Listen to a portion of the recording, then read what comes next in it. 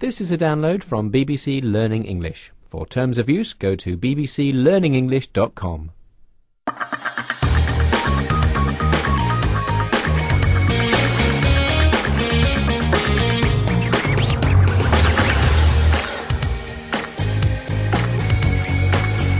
Hi, I'm Yvonne Archer and this is 6 Minute English. And joining me today is William Kramer. Hello, William. Hello, Yvonne. Now, everyone, young and old, loves a good story. So today we hear from a writer who lives in Senegal, West Africa. I met her during a very exciting British Council trip to Nigeria when I was one of 60 lucky people on the Interaction Trust the Difference leadership programme. And 40 people had travelled from 9 different countries across Africa to be there. Wow, it sounds like an amazing trip. Yeah, it was absolutely brilliant. But that's another story. And we've already got one for today. So first, I have a question for you, William. Are you ready? Yes, I'm ready as always. Great. In a popular children's story, the beautiful princess has to kiss many frogs to find the prince she'll marry.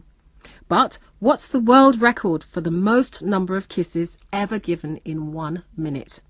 Is it 94, 904 or 1004? I'm going to go for 94. Why?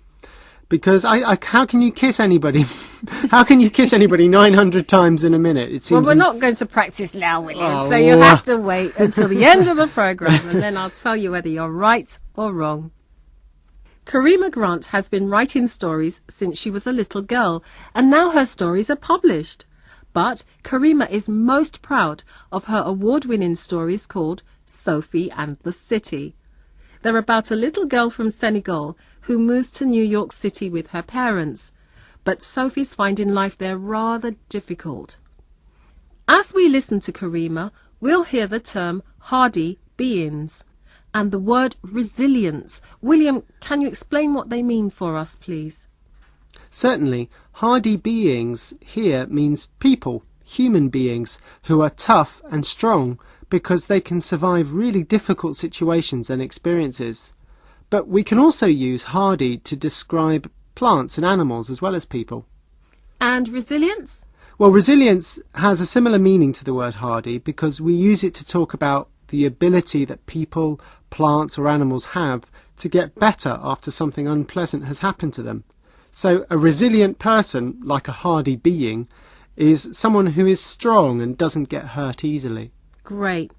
Now let's find out what Karima says hardy or resilient children often do to help them cope with or manage difficult experiences.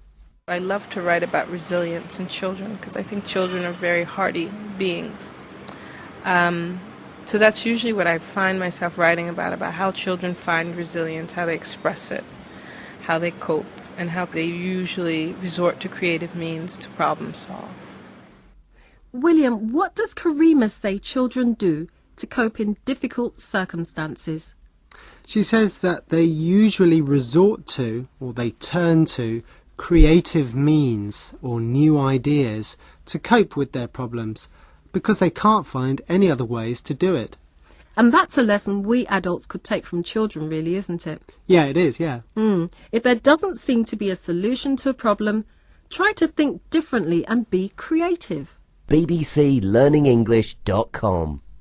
Now, one day when Karima was living in the United States, she was sitting on the front steps of her house in a city when she saw a group of little girls playing, and one little girl seemed to be different and was being treated differently by the others. But she was coping. She was resilient. Right, so is that how Sophie and the City came about? Possibly. And those stories are now special to both male and female readers of all ages. But when Karima read them to her mother, she found out that she'd somehow managed to tell her own mother's story and expressed her feelings about the city she'd moved to from Senegal many years ago. My mother said that was her impressions when she first landed in the United States, and in New York in particular. She just thought, this is so ugly. It didn't look anything like what she knew. So it strange resonance it had for me. So Karima's stories had a strange resonance for her. In a strange way, they echoed the experiences of her own mother, so the stories of Sophie became even more special and important to Karima. That's right. Quite a spooky experience, really. And as more and more of us move to different countries across the world, there are even more stories to tell. And lessons to be learned. That's true, but right now it's time to learn the answer to today's question. Earlier I asked, what's the world record for the most number of kisses ever given in 1 minute? And William said? I said 94. And you were right. Yay! Yet again. Yet again. I'm always right. Oh, that's another story. But that's all for today's 6 Minute English. Join BBC Learning English again for more. Goodbye.